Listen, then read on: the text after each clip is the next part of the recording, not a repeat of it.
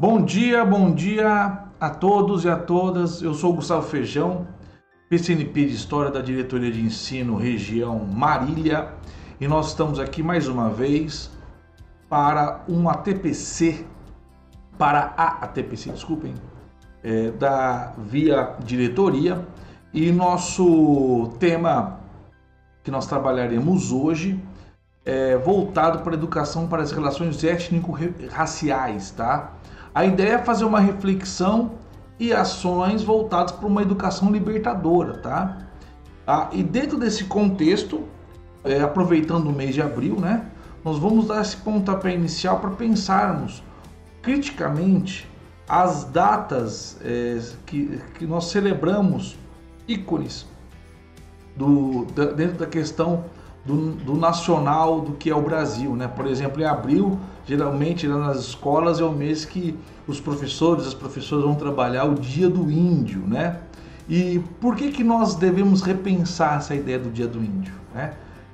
Ou seja, a ideia também do descobrimento do Brasil em abril. Por que devemos repensar esses ícones de uma história mais tradicional, tá? Então a ideia nossa hoje, pegando esse gancho, desse tema importantíssimo que é a educação para as relações étnico-raciais, colocar justamente dentro dessa análise reflexões que envolvem não só a disciplina de história, não só a área de ciências humanas, mas a escola no contexto todo, né? Porque você trabalhar a questão das relações étnico-raciais não é só a área de ciências humanas, tá? Nós estamos envolvendo todas as áreas da escola, nós estamos envolvendo os docentes, gestão, alunos, para um diálogo que todos nós somos afetados como pessoas, somos atravessados por essas questões no nosso dia a dia, né? Antes de sermos professores, alunos, nós somos seres humanos. E essas questões têm elementos históricos, sociais, antropológicos, econômicos, políticos, né, que vão nos formando durante a nossa vida, e obviamente a escola deve ser um espaço de debate, tá? Obviamente o pessoal da área de ciências humanas pode ter um pouco mais de intimidade com esse tema porque já trabalha, né, no seu dia a dia, porém as outras áreas do conhecimento têm importante papel nisso, tá? Né? Então a fala desse ATPC hoje, ele tem justamente uma proposta de como a escola, o ambiente escolar pode se envolver e desenvolver atividades relevantes com relação à temática étnico-racial, ok? Vamos então dar um prosseguimento, gente? Basicamente, nós podemos justamente entender o seguinte: esse projeto, da ideia de trabalhar as relações étnico-raciais, dessa temática de hoje, ele também está inserido num outro programa, num outro projeto daqui da Diretoria de Ensino, que é o projeto Educação, tá? A ideia desse projeto é justamente nas escolas, nas unidades escolares da Diretoria de Ensino de Marília, desenvolver um trabalho que vai unir tanto os docentes da escola, né, o núcleo pedagógico e os PCAs que acompanham as escolas, né? Esse projeto, ele aborda temáticas transversais, tá? Com temas complementares, trabalha questões de legislação, estratégias diferenciadas, metodologias, oficinas, entrevistas com profissionais, para dar subsídio ao trabalho docente, ok? E no caso, várias dessas questões que têm relevância social, que têm questões didático-pedagógicas, elas são colocadas dentro de um site, tá? Que vocês podem acessar através do site do Núcleo Pedagógico da Diretoria de Ensino de Marília, onde mensalmente ou quinzenalmente terão vários links que vai envolver temas do Conviva, de Grêmio Estudantil. No caso, quando aparece um momento relevante como em março, a questão das mulheres, agora em abril, a questão indígena, tá? E todas essas informações, vídeos, debates, textos, estão presentes justamente nesse site aqui, ó. Ok? É só clicar nele que vocês têm condições de estar acessando esses elementos de extrema importância, e justamente é um repositório, né, para os professores conseguirem acessar justamente materiais que podem ser usados na sua aula. Okay? A pauta desse ATPC, ele tem a ideia de um currículo de reconhecimento e valorização étnico-racial.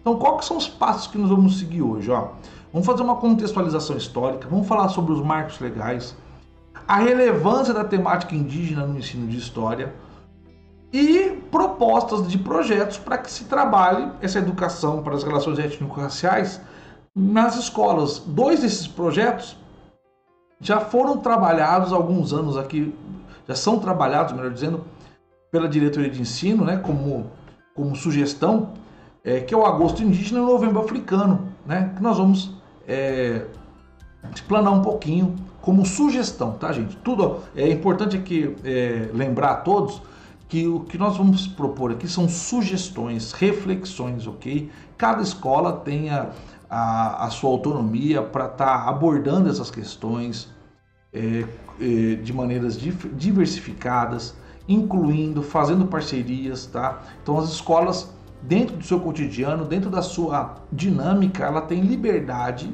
para justamente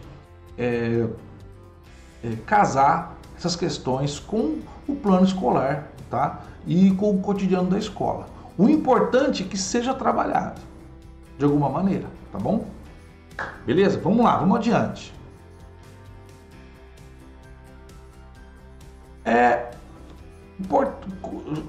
Justamente nós estamos aqui no mês de abril e, como eu disse na abertura, na introdução, o pessoal fala muito sobre o Dia do Índio, né? Diz que se comemora em abril.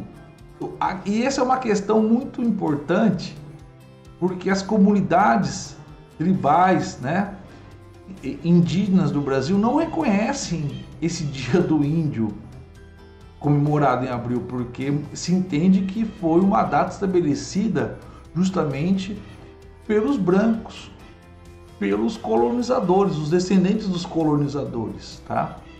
No caso, não só os indígenas do Brasil, mas todas as etnias aborígenes do mundo, né? Eles estabeleceram que o Dia Internacional dos Povos Indígenas é comemorado no dia 9 de agosto, tá? É aí que vem o link do projeto Agosto Indígena que a gente criou, que nós criamos, né? No caso, esse dia 9 de agosto ele foi instituído numa Assembleia Geral das Nações Unidas, ok? Em dezembro de 1994.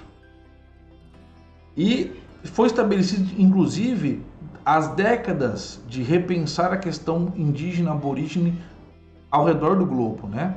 A primeira década, que foi de 95 a 2004, e a segunda década internacional dos povos indígenas, de 2005 a 2015. Isso aqui, esse ponto aqui de extrema importância, justamente porque quando as comunidades indígenas ao redor do globo, elas que estabelecem o dia, o mês a se refletir sobre a questão indígena, elas estão tomando as rédeas de como eles querem ser vistos, eles querem ser entendidos e respeitados, né? Por isso que a minha sugestão é que se a escola, a unidade escolar, programou alguma atividade em abril para se falar sobre a questão do Dia do Índio, eu sugiro que seja então uma atividade mais crítica, de reflexão. Crítica que eu digo da ideia de se refletir sobre, tá? Do que fazer uma data ufanística, tá? Aonde vai pintar as crianças, fazer desenhos de índios, de minhocas, ou seja, para enfeitar a escola. é uma atividade que, na verdade, não coloca a criança, não coloca o professor, não coloca a comunidade escolar na postura reflexiva. Ou seja, a ideia é fazer atividades, se a escola programou alguma coisa com relação aos indígenas em abril, vai fazer algo que coloque a comunidade escolar para refletir. Ou seja, quem que criou esse abril, onde se comemora o Dia do Índio? Os indígenas ou os brancos? A partir daí, dá para desdobrar e fazer vários desdobramentos, melhor dizendo, de como a ideia se estabelece a partir de quem conta a história. E nós sabemos que aqui não só no Brasil, mas nos países da América, quem contou a história foram os vencedores, né? Os homens brancos, os homens europeus. E aonde as nações tribais foram silenciadas, muitas vezes, sofrendo o que nós chamamos de apagamento da história. Por isso que quando você, professor, quer desenvolver um trabalho voltado para a educação étnico-racial, o primeiro passo que eu entendo que se deve fazer com os alunos é colocar essas questões. Quem conta a história? Né? Ou seja, isso não vale só para a questão indígena ou para a questão dos afrodescendentes no Brasil, mas vale muito para a questão, por exemplo, da mulher. Né? Quem contou a história do mundo, a história das religiões, geralmente foi escrita por homens. Né? Onde a mulher foi colocada em segundo plano. Assim como acontece com os povos indígenas do Brasil e do mundo. Tá? Então é muito importante colocar essas questões para serem refletidas e debatidas. Ok? Então, basicamente, um dos pontos aqui, dois pontos de legislação que dão suporte para se trabalhar esses assuntos, os temas transversais nas escolas, vem justamente da Lei 9.394/96, aonde o profissional da educação ele tem direito a esse aperfeiçoamento, é de competência do núcleo pedagógico, por intermédio do PCNP, no caso aqui, levantar essas questões, ok? Para a formação dos professores. E também a Lei 10.639 de 2003, junto com a Lei 11.645 de março de 2008, obrigam todas as unidades escolares em território brasileiro a refletir sobre história e cultura indígena e afro. Tá? Então, ou seja, trabalhar essas questões das relações étnico-raciais não digamos, apenas um enfeite que se faz. Não, é um dever, é uma obrigação legal nossa de trazer essas questões para se debater na escola. E aí coloca o papel da escola do ponto de vista central, porque muitas vezes esses assuntos que envolvem a questão étnico-racial não são debatidos na casa desses alunos, da maneira como nós pensamos. Só que as consequências de uma sociedade desigual, onde nós temos um racismo estrutural, acabam chegando na escola, na sala de aula, né? E muitas vezes gerando problemas maiores, né? Que envolve desde o racismo, bullying, do machismo e outros elementos também das desigualdades sociais. Então é tarefa do professor, da comunidade escolar, debater esses assuntos. Lógico, dentro do quê? Dentro da questão pedagógica, educacional, tá? Uma postura reflexiva. E lógico que nós temos que levar em conta a história do Brasil, né? No caso, há uma necessidade de reconstruir, de aprofundar a identidade cultural do nosso país. Okay? Né? A LDB, quando ela foi implementada, né, em 96, ela já previa essa obrigatoriedade do ensino de história e de cultura afro-brasileira em todas as escolas do Brasil, né? Com um destaque também especial para os povos indígenas, além dos povos africanos. Ou seja, a nossa Lei de Diretrizes e Bases da Educação, ela tem dentro da sua construção justamente repensar, de reconstruir, de aprofundar justamente a história do Brasil. Ou seja, sair, basicamente, o que eu estou querendo dizer? Aquela história que o Brasil foi descoberto pelos portugueses, que os índios foram passivos nesse processo, né? Isso, na verdade, não é a realidade, né? É quase que um conto de fadas, tá? Então nós precisamos reconstruir essa história. E da onde vem essa reconstrução? De novas pesquisas históricas que ocorreram, novas visões, reflexões vindos dentro da academia, do intermédio também dos debates com as ações indígenas do Brasil. Tudo isso hoje nos dá a possibilidade de oferecer uma nova visão, né? Não essa visão positivista tradicional, né? De datas comemorativas, que a gente vai lá, faz o hasteamento da bandeira, canta o hino nacional. Não, a ideia agora é diferente, gente. Nós temos que repensar, né? Vamos cantar o hino do Brasil? Vamos levantar a bandeira? Vamos. Só que na hora de nós trabalharmos a questão das etnias do Brasil, da questão dos povos africanos e seus descendentes, nós temos que ter uma postura reflexiva sobre o papel deles, a construção deles, entender que foi um processo traumático, principalmente para esses povos, tá? E para justamente compreender a estrutura dessa nossa sociedade brasileira que nós temos hoje. É para isso que serve justamente a história, as ciências humanas e em conjunto com as outras áreas do conhecimento, entender o presente, né? O país que nós temos, a sociedade que nós temos hoje, para poder formular propostas de qual país nós queremos. Qual educação nós necessitamos? O que nós, quais são os pontos que nós precisamos avançar, né? Ou seja, qual futuro nós desejamos? Ainda dentro desse complexo sistema que está nessas fases de mudanças, né?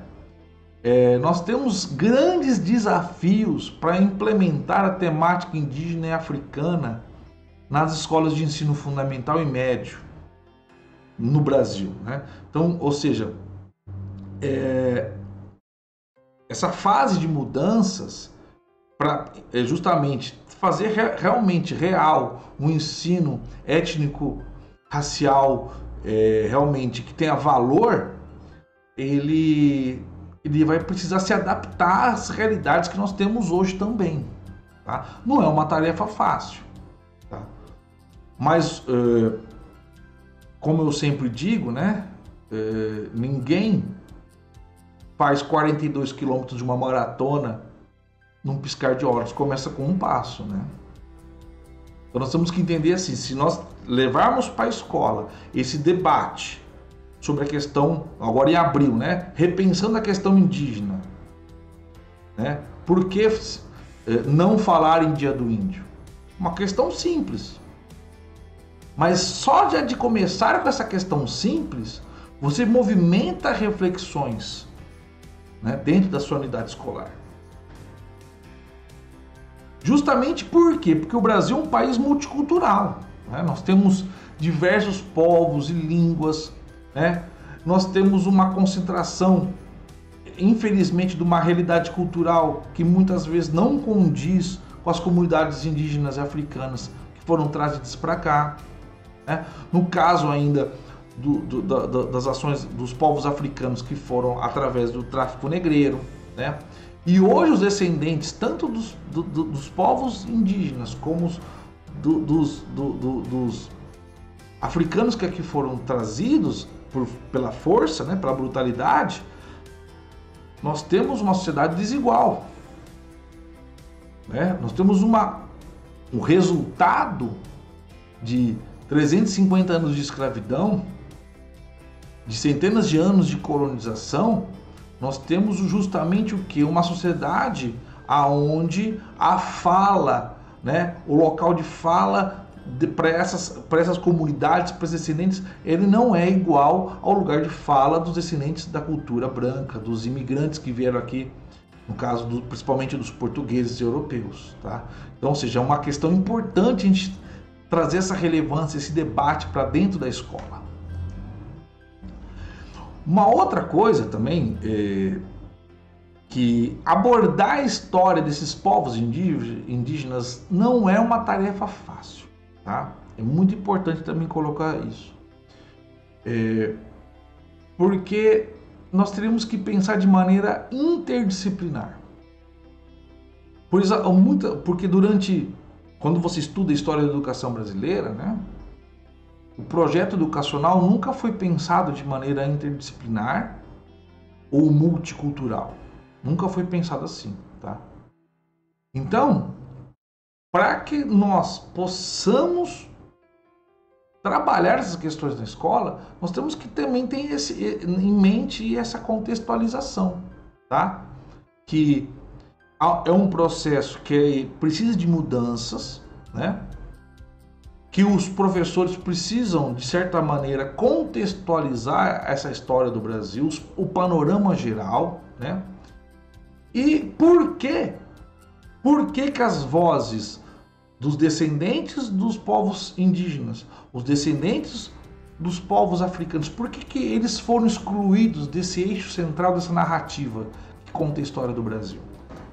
Por que que eles não participam de maneira, digamos, equivalente, né?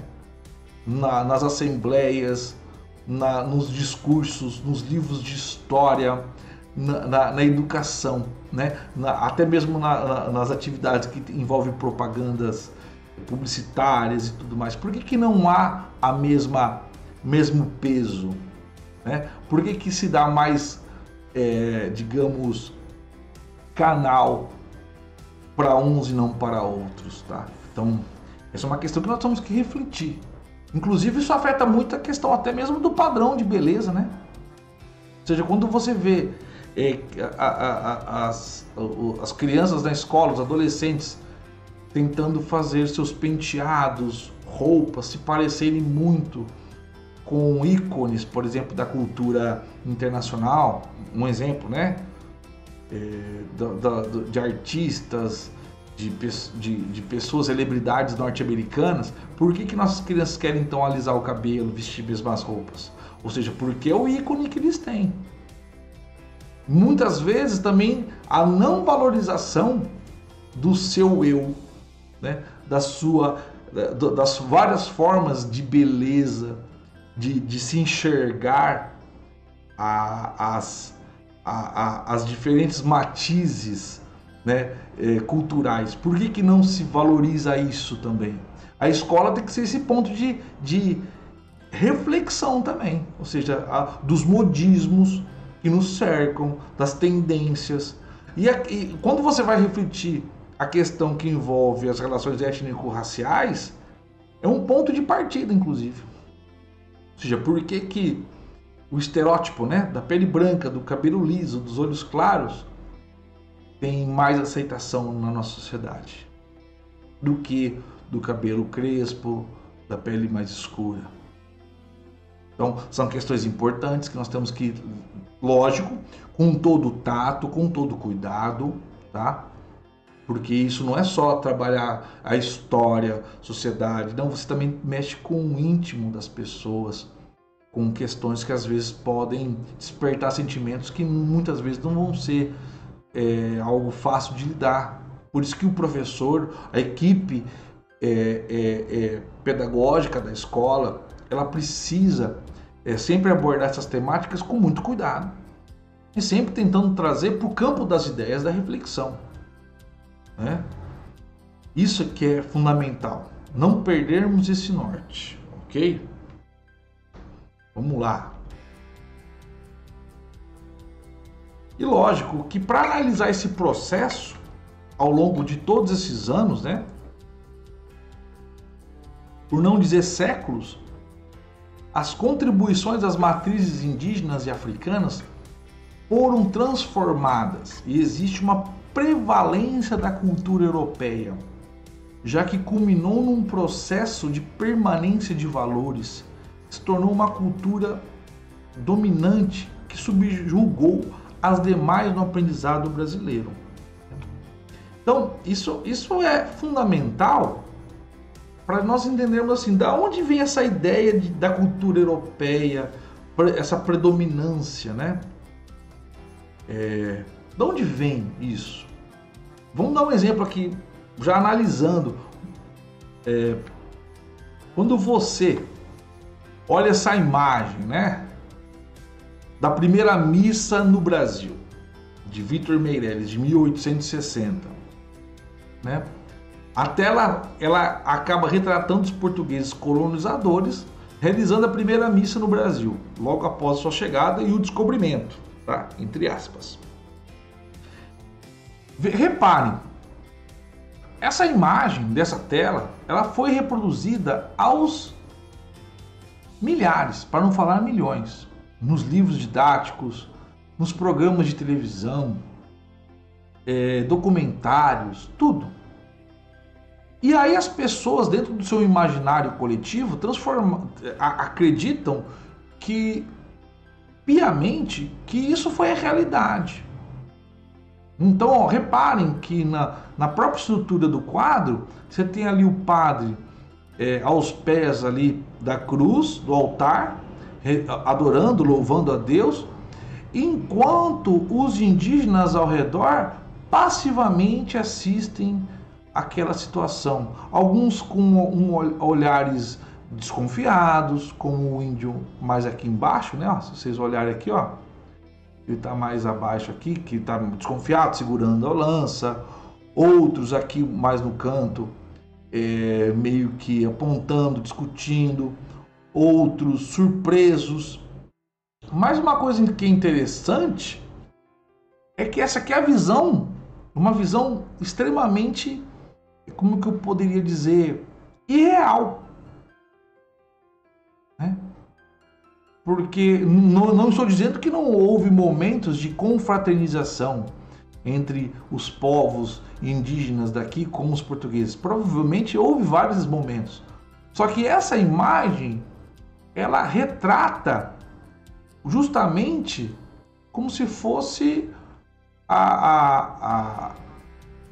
como se todos os momentos de convívio, de encontro entre o mundo europeu com o mundo brasileiro, né, no caso do mundo dos indígenas, dos nativos aqui, ele era dessa maneira, algo extremamente tranquilo, em paz, e que não foi, tá? Outro elemento importante é que o Vitor Meirelles, quando ele pinta essa tela em 1860, ou seja, nem testemunho ocular ele era.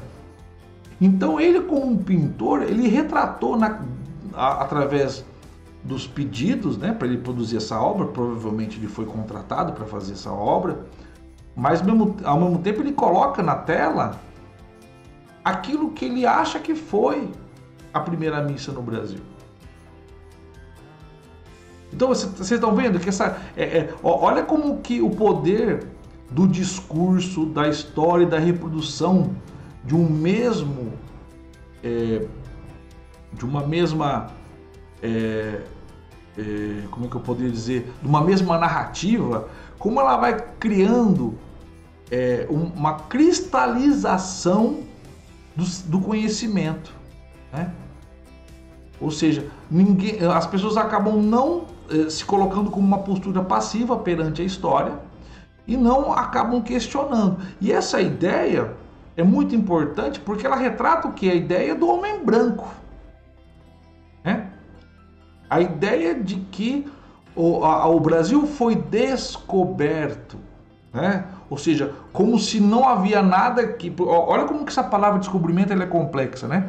A ideia de que ou não havia nada e os homens brancos aqui criaram o Brasil,